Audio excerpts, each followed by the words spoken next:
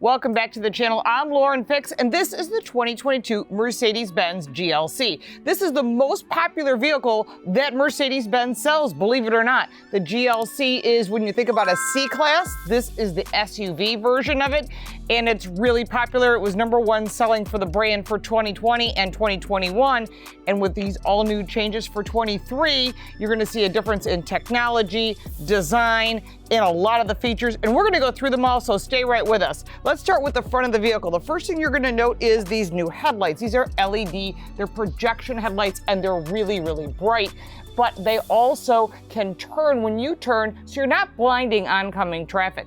You'll note this new grille here, and behind this gigantic Mercedes-Benz logo is all of the safety features, which is a good spot to hide them. You'll also note the new grille design, and of course the chrome detail, which is standard on the GLC. Our test vehicle rides on 19-inch tires, but you can get them in 18-inch or 20-inch, and there are different wheel designs besides this one, which I personally like. The GLC is slightly lower than the previous model. It's also slightly longer, which means you have more storage in the cargo area, and we'll cover cargo at the end, so don't forget to stay with us. You'll also note you've got the chrome roof rails, a lot of chrome details. This vehicle has a 4-year, 50,000-mile warranty and includes roadside service. Coming around to the back, you'll see that upper wing with integrated third brake light and your wiper blade, the GLC 300, and our test vehicle is a 4MATIC, which means it's all-wheel drive. These taillights are LED, much like the front headlights are high-performance headlights. These also have a 3D animation built into them, so as you approach the vehicle with your key fob, it'll know, and it has a nice little presentation. Dual exhaust. Also, there is a down view camera. The visibility on this camera is crystal clear. You can see the blades of the grass. Not every camera is crystal clear, so they've done a really nice job with that. And when you put the vehicle in reverse, you'll find that it has a really nice clear camera that you can pick the different adjustments that you'd like, especially if you don't want to drive onto something. You can do a downward view as well as your parking assist for parallel and perpendicular parking. All of that is right there. The GLC seats 5 people, and this beautiful premium leather interior, you can tell, is top of the line. Just really nicely stitched, really nice details. This vehicle has ventilated seats, which is $450, and a heated steering wheel, which is $250. And there are controls for the lumbar here, but the rest of the controls are on the door. As you may expect, Mercedes-Benz iconic adjustments for the seats are on the door. That's heated, ventilated, 3 memory seatings for both sides is right there. The lumbar, however, is on the seat itself. Heading into the second row, there is really good leg space here. Of course, that depends how you set the seat. And in addition, there is pockets behind each of the seats, ventilation, storage, and 2 USB-C outlets. There's a spot for 2 latch systems for child safety seats. You also have the Burmeister audio system in the door, as well as locks and unlocks. Really nicely designed area, as well as storage in the doors. The seats fold 40-20-40, so it gives you some flexibility for longer items. The premium leather materials in the second row are really nice, and that includes on the armrest, which folds down. And there's a lot of comfort back here, and certainly a lot of luxury. The first thing you're going to notice when you get into this vehicle is this 11.9-inch center screen, as well as the 12.3-inch digital instrument cluster. Completely adjustable. There's a lot to go through, so we're not going to go through every single little detail, but I want you to at least understand what you're looking at before you make a decision. You have the ability to adjust all of your climate control here. Pretty simple. Climate control menu. When you hit the home page, you get the navigation as well as your phone device, your audio system, which is the Burmeister, which is the top of the line premium. There's FM and there's AM, which they put back into these cars. A lot of them have been removed, so make sure that you get that AM radio. Going to the next screen, you'll have your media, including your Bluetooth, your Mercedes-Benz user apps, as well as your Mercedes-Benz store.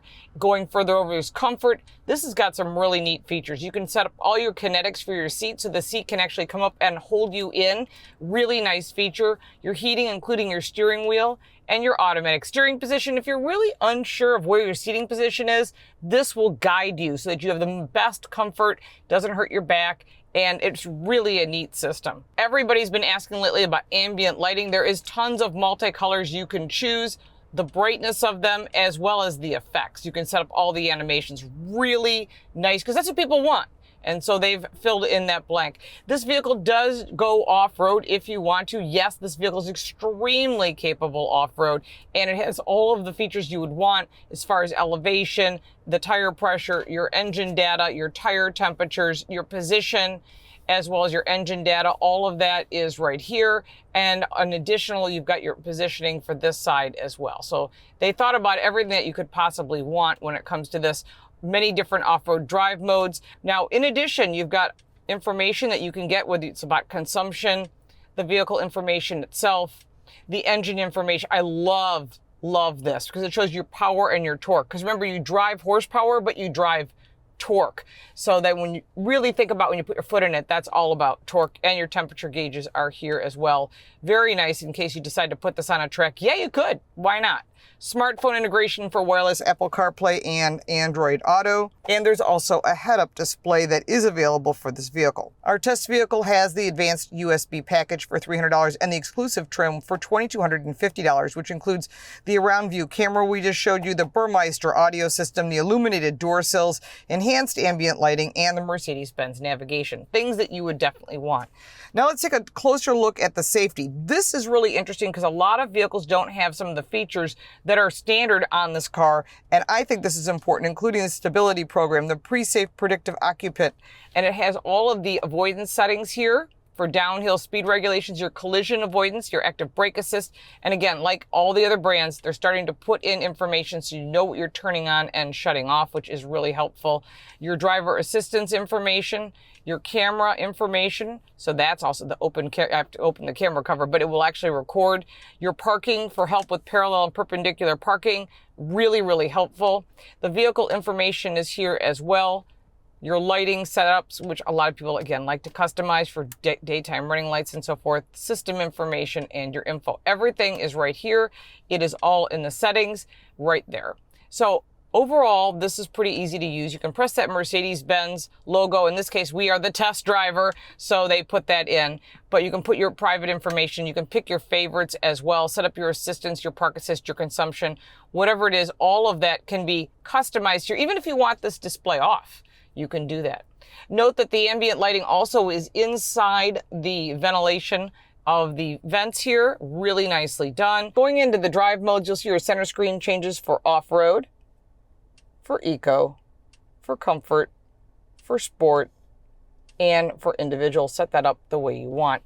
All that is right here on this button here. Cameras anytime that you need them.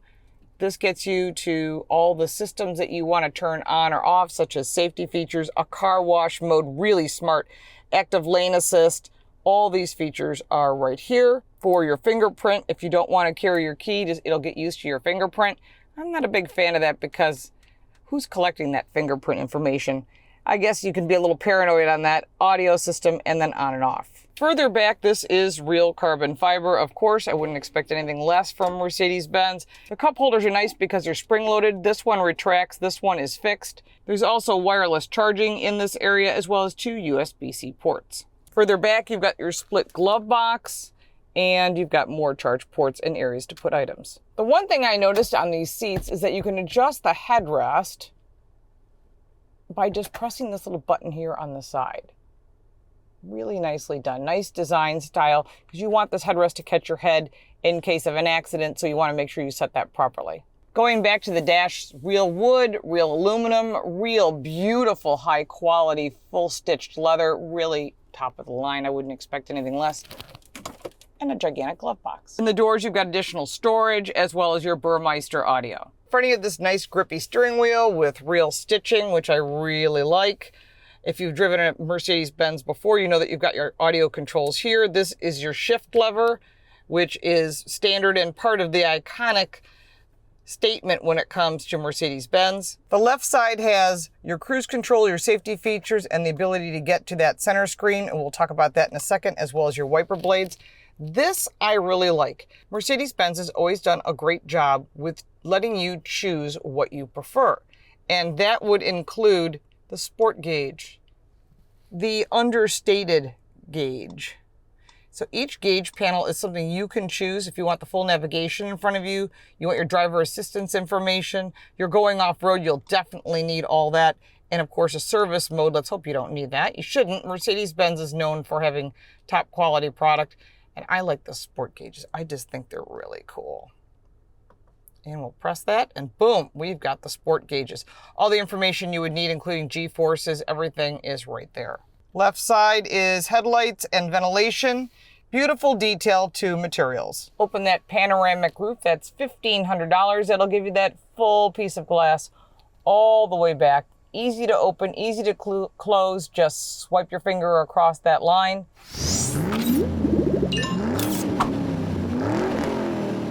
Under the hood of the GLC is a turbocharged and intercooled double overhead cam 16-valve inline 4-cylinder 2-liter engine that has a 48-volt mild hybrid architecture, which gives it 255 horsepower, 295 pound-feet of torque, and it's backed by a 9-speed automatic transmission. It's available in rear-wheel drive or 4MATIC all-wheel drive. Fuel economy in our test car is 26 miles to the gallon combined. 0 to 60 time is 5.6 seconds, and there is a PHEV available if you prefer the plug-in hybrid version. 0 to 60 time in sport mode is 5.6 seconds. You can tell that mild hybrid just kicks right in. Nice. That's pretty good. That moves right along. Brakes are good as well. I think that's really an important factor. There's also an air suspension that is available, and that includes the 4.5 degrees rear wheel steer. And what that means is that you can get into those super tight parking spots, but it is also good for off-road. So this vehicle, believe it or not, does have off-road capability, whether you're buying the plug-in hybrid or the gasoline version. And in Europe, they have the diesel. I'm jealous. We do not have that here in the US. Overall, the ride, even in sport mode, is really nice. It absorbs all the undulations in the roadway, the potholes, and if you're concerned about heavy potholes in your area, maybe you're driving to work and you see that every day, the cameras you can hit and you can actually see the area. That's part of that off-road camera system. Really nicely done so that you don't damage the wheels or the tires because they're expensive, and it just doesn't make for a good day. This mild hybrid architecture gives you an instant acceleration. If this is just a 2-liter engine without the turbocharged, without the mild hybrid, it would be okay. But having that mild hybrid gives you that extra push. A lot of people are getting used to using these. I will tell you the only negative thing about the mild hybrid architecture is it wears out brake pads a little bit quicker than you would expect. But what you're getting is better fuel economy and better performance, and a lot of people like that. Nice firm brake pedal, gives you a lot of confidence. But then again, I wouldn't expect anything less from Mercedes. You have very high expectations when you drive this vehicle, and it does meet those expectations. Nice quiet turn signals, which you wouldn't believe how many loud ones I have driven lately. Getting into the corners, the one thing that I note right away is the steering wheel in comfort mode seems to me to be over boosted. Just feels like it's over assisting you to drive and doesn't make it as tactile as it could feel. Going into the sport mode, and that makes that steering tighten right up because this is magnetic ride. And it's a little bit better. I prefer it in sport mode anyhow. But again, this is something you need to drive this vehicle and all the competitors to make a decision on. Does this vehicle work for you, and are you happy with all of the very cool features? Because there's a lot of new things on the GLC. Let's take a look at the cargo space. When it comes to cargo space, there's 22 cubic feet of storage, which is quite a lot for this class and one of the largest in the class. Fold down that second row and you're at 59 cubic feet of storage, which is quite a bit. Underneath this carpet is a spare tire that has lockable storage, and it has the battery. You're moving the weight to the back, and that allows it to have a better balance, and that will give you better handling. The jack is also built in to an area underneath here to keep it nice and clean.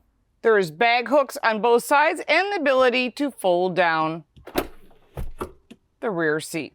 When it comes to the price for the 2023 Mercedes-Benz GLC, it starts at $47,100. That's for the rear-wheel drive. Our test vehicle is the all-wheel drive and starts at $49,100. Our test vehicle came in at $58,700 because it had a lot of goodies on it. And again, you can build this any way you'd like. However, there are a lot of pros and cons. When it comes to the positive side, it has nice performance. The interface is really big and easy to use. Once you get used to it, it does take a little bit of time, and that's a little bit on the negative side. But once you get used to the Mercedes-Benz user experience, you're going to find that it is absolutely fabulous. A lot of high-tech quality materials is top of the line. The luxury inside is really a lot for what you're getting for your money compared to the competitors that are in this class. On the negative side, the tactile feel of the steering wheel feels overboosted to me. Again, this is something you either like or don't like. I just feel that it's just too much.